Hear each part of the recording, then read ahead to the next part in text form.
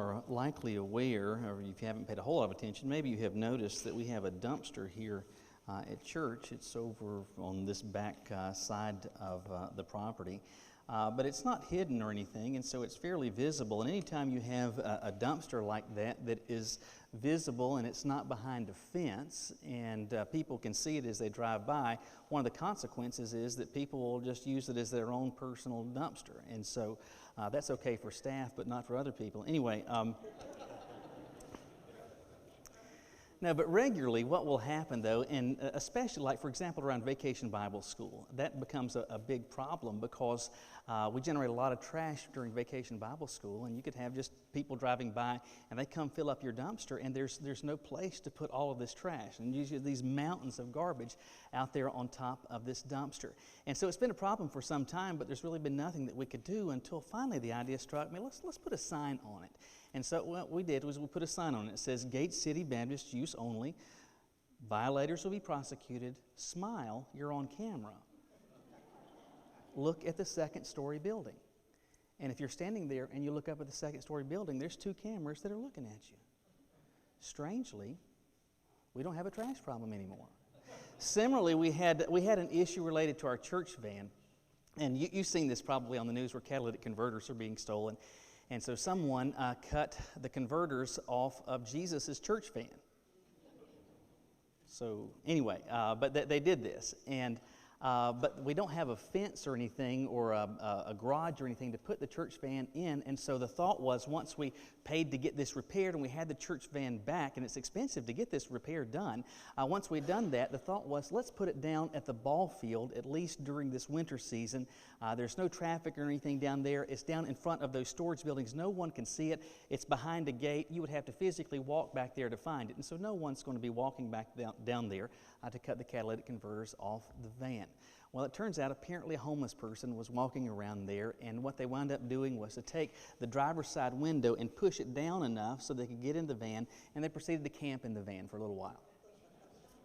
And so anyway, we're like, well, we can't have it down there, and so we get the van window fixed, and then we brought it back up here and thought, what exactly is it that we're going to do? And so now it is prominently parked right out here outside this door, right next to the mailbox, and there are signs in the front, in the side windows, and the back windows, and all of them say, smile, you're on camera, look at the door behind you.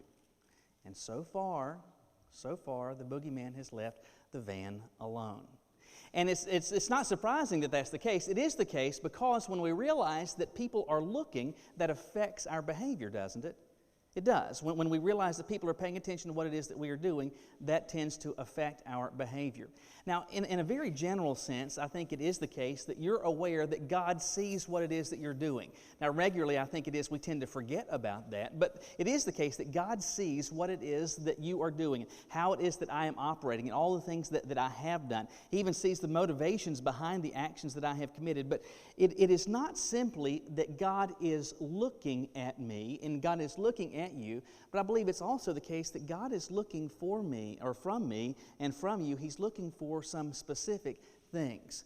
Now, today we're going to be winding down a series in the book of Lamentations where, in short, the people of God have been experiencing some real and profound judgment at the hand of God. I mean, really, really painful, difficult circumstances that they are experiencing. And they are experiencing it because of their intentional and because of their consistent disobedience. And warning after warning had been ignored by them. And so finally, God acts through adverse consequences to get their attention so that He would become not just a distant part of their life, but their lives might begin once again to revolve around Him. Now, God was not bringing this discipline into their life with the goal of being punitive. God was bringing this discipline, He was bringing this judgment in their lives rather to be provocative. He was seeking to provoke something from them, and what He was seeking to provoke was a return to Him. For generations, they had been operating where I'm doing my thing. I'm supposed to be a follower of God, but I can do my thing however I want, and that's okay, and God's just going to be okay with it. Now, it is very easy for us, though, to go back to the book of Lamentations. First of all, we tend to have trouble finding it because it's not very long, and we start reading it, and it's written with some measure of poetry, and we say, gosh, it's difficult for me to kind of understand fully what it's saying, and it's talking about all of these horrible things, and that's so far removed from the totality of my experience. I don't know anything that's like this, and this was so long ago, this has nothing to do with me. But what I want you to see very simply is this, that while the specifics of what was going on in Lamentations may differ from the specifics of what are occurring today, in short, what you had back then was that people who were the followers of God, they had walked away from it. Does that happen today? Sure it does. In fact, it can even happen among those that go to church on a regular basis. You might show up here, but you in your life, you are far from the one that you profess to follow. What I would say to you is this. The cameras that we have that are out there are intended to affect people's behavior so they realize that someone is looking, and someone is looking for specific activity. I hope you realize that God is not just looking at my life, and He's not just looking at yours, but He's looking for specific activity. And if you're someone that has drifted, has wandered from Him, and He's become a lesser part of the equation of your life, what is it that God is looking for when someone returns to Him? What is it that God is looking for when someone returns to Him? Look with me in your Bibles to the very end of the book of Lamentations, Lamentations chapter 5. We're going to start reading with verse 19. Lamentations chapter 5, verse 19. There Jeremiah concludes by saying to the Lord, he says, "You, Lord, are enthroned forever. Your throne endures from generation to generation. Why do you continually forget us, abandon us for our entire lives? Lord, bring us back to yourself so we may return. Renew our days as in former times, unless you have completely rejected us and are intensely angry with us." In just these few verses, though, God, I believe, is speaking through Jeremiah in ways that help us answer the question of when someone has drifted from Him, and there is this possibility, or there is desire for God, there is this desire from God that we return to Him. What is it that He's looking for in my life? What is it that He's looking for in your life? If you're here today, and while you may be in church, or while it is that you may be watching online some worship service, it's very possible that you are distant in your relationship with God. What is it that He's looking for from you in terms of a return? Well, I believe the first thing that He's looking for is this, a reordered sense of authority. God is looking for a reordered sense of authority. Over these past 5 chapters, and you can go back and look at them, you essentially see Jeremiah almost giving us drone footage over what's going on in the city of Jerusalem specifically, but then throughout the nation of Judah. And things are really bad. Things are really, really bad. Defensive gates have been torn down. The temple is in ruins. Anything that is worth something has been plundered. Fields and vegetation and all of these stockpiles have been diminished, and so there is starvation. There is massive loss of life. There are people that have died in fighting, and there are many more that have died simply of starvation. It is a terrible, ghastly sight as Jeremiah looks around. And you read these words, and you can ask this question, who did this to them? And very easily you could say, well, it was the Babylonians. The Babylonians came in and did this. They're the ones that destroyed the temple. They're the ones that carted off the stuff. They're the ones that took the people and sent them and dispersed them throughout their empire. They're the ones who did all of that. But that is akin to saying this. There is a nail in the wall to hold up a picture and saying, who put the nail in the wall, and answering it with this word, the hammer. Well, technically it's correct that the hammer put the nail in the wall, but who was using the hammer? Well, at my house, that would have been me putting that nail in the wall. You could say it was the Babylonians that did this to the people, but in truth, they were the hammer that God was using. They're experiencing this massive loss and this terrible suffering because God is actively working to bring consequences in their lives to get their attention. And as a parent, when you discipline a child in whatever form it takes, you are seeking to impose some measure of pain, aren't you? I mean, you're seeking to get your child, regardless of their age, to experience some measure of pain. It could be pain in the loss of some freedom. So you're grounded. You can't go to your friend's house. You can't hang out with them this weekend. It could be pain in terms of the loss of man, I just lost my.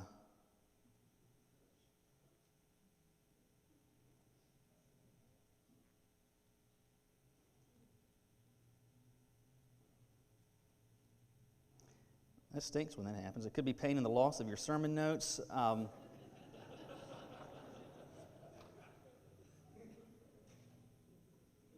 No, but it could be pain in the form of loss of technology, maybe even loss in the ability, as for me as a kid, the loss of the ability to sit down comfortably. And so some pain was being imposed in these various ways. But you understand that the pain is not the end in itself. Rather, it's the means to an end. You are seeking, as a parent, to alter behavior. The suffering and the inconvenience and the misery and the grief that the people of God were experiencing, the goal was not pain. The goal was restoration. The goal was to bring them back. The goal was to get their attention. The goal was to get them to have God back at the center of their lives. And Jeremiah is walking the streets of Jerusalem, and out in the countryside, he is seeing massive, massive devastation. People are starving to death. People have been killed in battle. Livelihoods have been lost, and people's lives in many ways have been decimated. And he sees all of this stuff. He is observing all of it, and he understands that these things are directly related to the choices that they have been making. That they have experienced this loss because of choices that they have made to say, God, we're not interested in doing stuff your way. We're not interested in following your lead. We're not interested in coming back to you. We want to do things our way. And so God is seeking to get their attention. But instead of looking at all of this devastation, and Jeremiah saying, okay, God, you are just nasty, and you are brutal, and you are a loveless being, notice what he says in verse 19. He's not fussing at God. He's not saying, I can't believe you've done this horrible thing to us. And understand, Jeremiah knows they've experienced this, not because of the Babylonians, but because God did it. And he's not waving his fist at God. He's not saying, I can't believe that you've done this. He says, you, Lord, are enthroned forever. Your throne endures from generation to generation.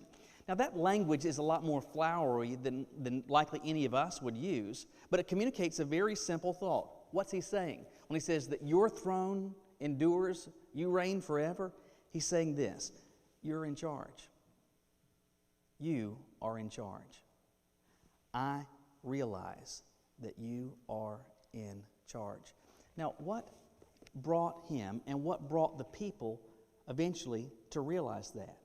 It was through the experience of pain. It was through the experience of loss that all of a sudden they realized, I'm not actually calling the totality of the shots.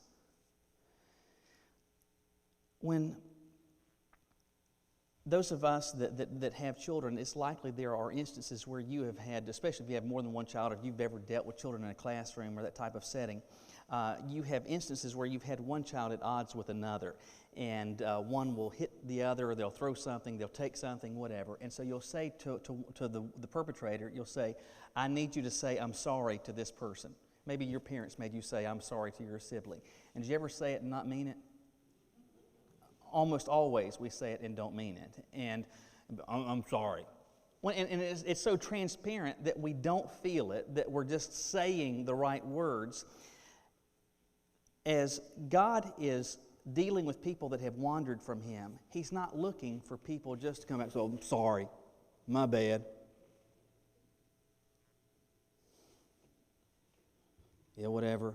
He's not looking for that. He's looking for people to say things like, you're enthroned forever. What I'm realizing is you are in charge and I am not. Yesterday I had to preach the funeral of a lady that she's just a year older than I am, died of COVID. Grew up with her. She lived just down the street from us, and as I was sharing at her funeral, I recollected some of the memories that I had of her. And one of the things that, her name was Heather, that she had was this blue pedal car. And I thought that pedal car was the coolest thing ever. And it couldn't do what a bike would do. It couldn't go where a bike would go, and it couldn't go as fast as a bike would go, but it was still awesome. And I remember that I would look forward with excitement to every afternoon once she got this thing, after school was out, being able to get a turn to ride that little pedal car up and down the sidewalk. I loved it. And I don't know how Heather did this, but one day I come to the pedal car and the steering wheel is broken. And all that it is this like shard of a sharp plastic center column on here. And I remember out there with my little 7-year-old paws trying to steer this thing like that and it digging into my hands. I am so ticked. I am so frustrated. But you know what? I didn't fuss at Heather. You know why? Because I realized it's not my pedal car. It's not my pedal car. The experience of loss, oftentimes, in ways that nothing else will, help us realize what it is that's under our purview. That helps us realize what it is that we are in charge of. You know, sometimes it's only in the experience of loss in its varied forms that we get reminded of this simple reality. This is not my world, and I'm not calling the shots. I'm just living in it. This is not my money. I've just been allowed to hold it temporarily. This isn't my body. I'm just experiencing some time here in it for this period. After all, it's when we do not operate with that sense that God gets removed from the equation of our lives, and as that happens, we start living as if everything is up to me, living as though I'm the one that's in charge. It's my life, my time, my money, my dreams, my future, my wants, my desires, and everything is revolving around me. And the more that life revolves around me, the less it revolves around Him. And when that happens, He's going to look for a change in that. He's going to be looking for things to be different, so that I get a reordered sense of authority, so that I realize it's not about me, it's actually about Him. You get out of the captain's seat and say, Lord, I'm willing to follow. And just that simple language, you are enthroned forever, your throne endures from generation to generation. He is communicating to God something that the Lord is looking for. And He's looking for people to demonstrate a reordered sense of authority. Maybe you're here today, and while it is good that you're here in church, or maybe it is that you are watching this online, and it's great that you're doing that and you're exposing yourself to worship service and to preaching, all that is beneficial. But it's entirely possible that you, in the regular living of your life, and how this week is unfolded, it hasn't looked at all like someone that is living as a follower of Jesus. And God just gets kind of sprinkled a little bit into a few times in your life, maybe just on Sundays, but in truth, and you know it in ways maybe that you wouldn't admit publicly, but you've drifted further and further and further from God. You have gotten bigger. He has gotten smaller. What I'm saying to you, He's looking for a reordered sense of authority, for you to come to the point to realize, I'm not ultimately in charge. I'm not ultimately calling the shots. Let me just encourage you this. I hope it is the case that I can learn from examples so that I don't have to learn through experience. I would rather learn through the losses of others than the losses of my own. I hope you would decide that as well. And it is the case for the people of God then, as it is the case for people of God today, that as we have drifted from Him, He's looking for us to change, and not just to give Him empty lip service, but He's looking for an actual reordered sense of authority, where I say, Michael's not in charge, but you are. You're the one that's calling the shots. But He's looking for something else, and that is that He's looking for an understanding of personal limitation. An understanding of personal limitation. Look what He says in verse 21. He says, Lord, bring us back to yourself. Bring us back to yourself. I want you to think about that phrase in the context of something that has become a common verbiage in recent years, and that's these two words, cancel culture. You've heard that a lot lately, haven't you? Cancel culture. And we are operating in, especially American society and culture, where moral standards, or at least the popular moral standards, are shifting more rapidly than at any point in any of our lifetimes. Exponentially more rapidly than at any point in any of our lifetimes. And for many, the aim at least in the popular portions of society and culture, the aim is to be what is described as woke. And to the extent that you are not woke, then you get affected by cancel culture. And so part of being woke is that it's not simply that you judge current people and current circumstances by current felt standards, but you also historically judge people by how it is that you think or popular culture thinks about things today. For example, that led the San Francisco School Board this past year to remove the name Abraham Lincoln from a school that had Abraham Lincoln Elementary School. They changed the name of that, even though it had been that way for 80 years. Why? Because in 1862, Lincoln presided over the hangings of 38 Native Americans in Minnesota.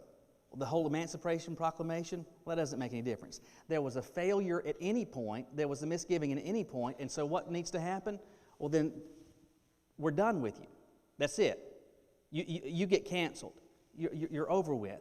Now, the culture that we are operating in is increasingly communicating to us that any measure of failure results in you being done with. That's it. You don't have a seat at the table. You are of no value. You are of no consequence. You are of no importance because there's been some failure in your past.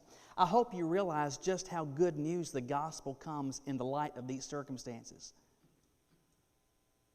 Because the gospel says this, that every single one of us, I am, you are, we are all in a mess, and every single one of us has not just a failure, but tons of failures. And thankfully, the one who made us doesn't say, you're canceled, you're done with. The one that knows that we have done this against us says, or against him says, that you are consequential enough that I want to send Jesus into the world to take care of this, to bring you back to myself. It's not that I want to be done with you. I want your relationship with me to be repaired. I'm not interested in canceling you. I'm interested in restoring you. And that's the flavor of what you get in verse 21 where he says to the Lord, he says this, bring us back to yourself. Now that's communicating that we have made the mess and we are finally coming to grips with that, realizing fully the folly of our decisions and our choices. But that's about all I can do. I can finally realize the problem, but I can't fix the problem.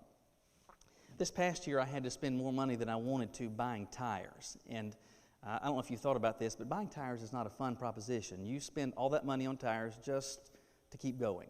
Anyway, so we had 3 vehicles, had to get tires on this past year. And all of those I bought down here at NTB. And this is not an NTB commercial, but I've gone to them for a couple of reasons. One, they'll match competitors' prices, so I don't feel like I've got to go shop around or anything. And if I do find something, they'll match that price. But I've had other people that have told me, hey, you ought to go to Discount Tire. Their prices are really good. And I'm like, well, NTB will match that price. But here's the reason I don't go to Discount Tire, because I checked them one time. Whenever it is that I put tires on a vehicle, one of the things that I want to make sure that I do is to align it, to get it aligned. So if I've got old, worn-out tires, I don't want to put brand-new, costly tires on there with a vehicle that's still out of alignment. And Discount Tires' prices and their service may be wonderful, but one of the things that they don't have is an alignment machine. And so what they can do is to say, hey, your vehicle's out of alignment. I can see how the tire is wearing poorly. I can see how you're getting uneven wear out of this, but they can't fix anything. And so what do? I go to the place that can fix it. I go to the ones that can do something about it. Here in this passage, Jeremiah is realizing we can realize that we've made a mess. I can realize that I'm separated, but I can't fix this. And so I'm dependent on you. He says, bring us back to yourself so we may return. As Jeremiah is walking all of these streets and seeing everything that the people had put their confidence in, whether it was their defenses, their material possessions, their traditions, their political connections, or their sheer numbers, he was seeing that all of that had been stripped away. And they were finally coming to grips with the fact that it was because of their choices, removing God from the equation of their lives and realizing the only thing that we can do is to say, Lord, I realize the mess that I'm in. I can't fix me. And so I'm leaning on you to do that. Ultimately, isn't that the good news of the gospel? Absolutely, it is. That I have sinned and come short of the glory of God, but that I can't come back to Him by my own works. And even as a follower of Christ, that I have made the mess, but I can't fix myself up. I need Him to do something in me. That's why He asked that God might bring us back to Himself. God was seeing in this something that He was looking for, and that was an awareness of their personal limitation. People to realize we've gotten so far from You, but we can't come back on our own. We need You to do what we can't do. It's the same type of thought that you read in Psalm 51, where perhaps you remember David has finally been confronted both of his adultery and the murder to try to cover it up. And in Psalm 51, he says, and you're so familiar probably with this passage where he says, and ask God this, create in me a clean heart, renew a steadfast spirit within me. Don't banish me from Your presence or take Your Holy Spirit from me. Restore the joy of Your salvation to me and sustain me by giving me a willing spirit. He's communicating, I need You to do what I can't do. That's an expression of where I understand my personal limitation. One other thing I want you to notice in this passage, and it's at the end of verse 21, where he says, Lord, bring us back to Yourself so that we may return. And then he says this, renew our days as in former times. Renew our days as in former times. I don't have time to unpack this except to say this. Jeremiah understood that the totality of their experience, whether it was their homes, it was their families, it was their livelihoods, it was their possessions, it was their traditions, it was their buildings, it was their wealth, it was all of those things, that all of those things had been affected. Why? Because of their relationship with God. All of these things had been adversely affected. Why? Because of their intentional disconnect from God. What I want you to understand is this, that it is very easy for us to pigeonhole God and say, well, He's interested in my time on Sunday mornings. And he wants to be involved in this time, in this place, maybe during a Sunday school hour. Perhaps it is maybe that He wants to be, I can connect Him with some time on Wednesdays. But what I want you to understand is that God is interested in me and in you as His follower in the totality of my life. Because when they wandered from Him, how much was that affected? How much of their life did it affect? The totality of their life. What I'm saying is that God is looking for me, for you to be His follower. All of me, all of you. And when it is that I wander, when it is that I drift, He's looking for some things in return. He's looking for me to have an understanding of my personal limitation. He's looking for me to realize that I'm not in charge, but that He is. And the good news is when we return to Him with that, He restores us. He brings us back unto Himself. And things can get to a point, back to a place where not only they could be, but they should have been all the while. Will you bow your heads with me?